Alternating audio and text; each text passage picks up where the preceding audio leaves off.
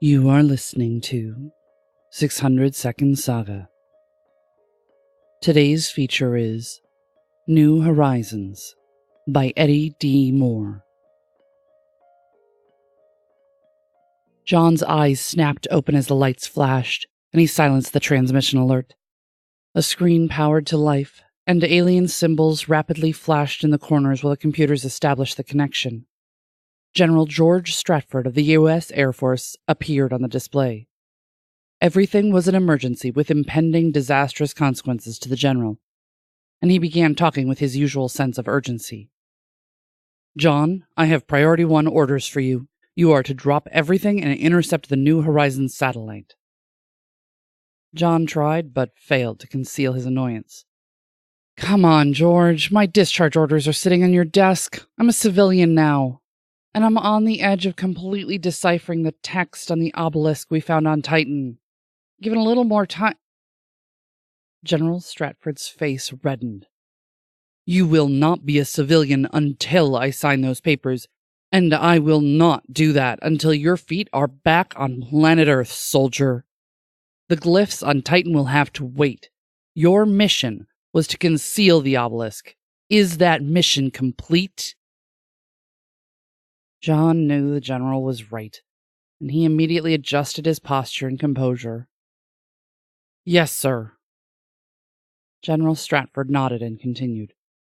"We just intercepted the initial photos of Pluto from New Horizons, and there are signs of intelligent life." The general's voice grew sterner to emphasize importance. "All over the planet. We should have told the public the truth when we found this ship on the other side of the moon. We cannot keep burying alien artwork and construction just to keep extraterrestrial life a secret. What do I have to go hide this time? Another face, pyramid, or building?" "No.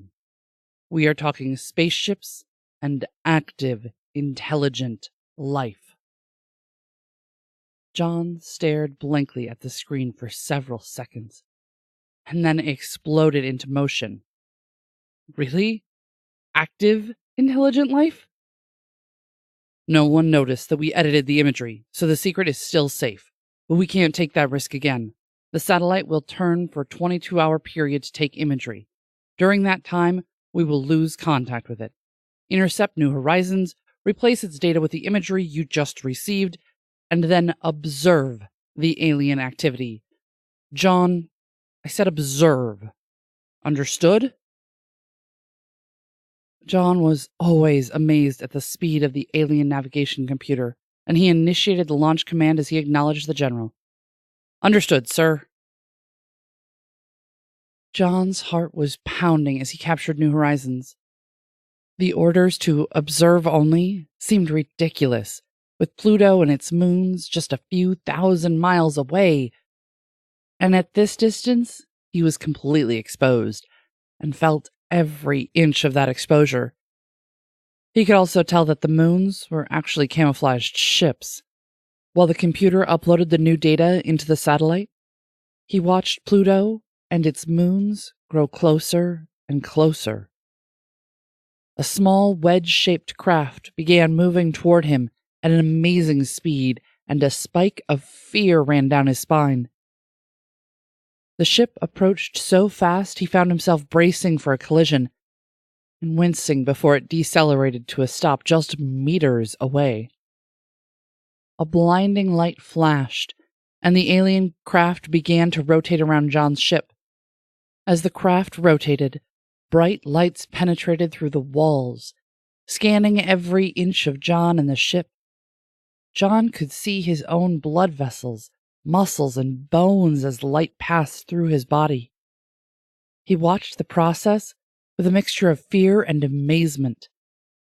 After 3 complete rotations, the craft abruptly accelerated away and disappeared inside one of the larger ships orbiting Pluto. The computer signaled that the upload to the New Horizons satellite was complete. John took a deep breath to settle his nerves and double-checked the release trajectory. Once he was satisfied that the satellite would return to its proper course and speed, he keyed in the command to release and watched the satellite drift away. The 5 ships orbiting Pluto adjusted their orbits until each of the ships were equidistant. All 5 ships emitted 2 bright beams, exactly 36 degrees apart, forming a 5-pointed star around Pluto. The ships began to glow and orbit faster. Within moments, Pluto appeared to have a halo of light around it, and John blinked as it appeared to get smaller. Frantically, he checked the ship's sensors to confirm what he was seeing. John sat in awe, staring at the view screen as Pluto became a distant light that rapidly diminished in size, but for a time increased in brightness.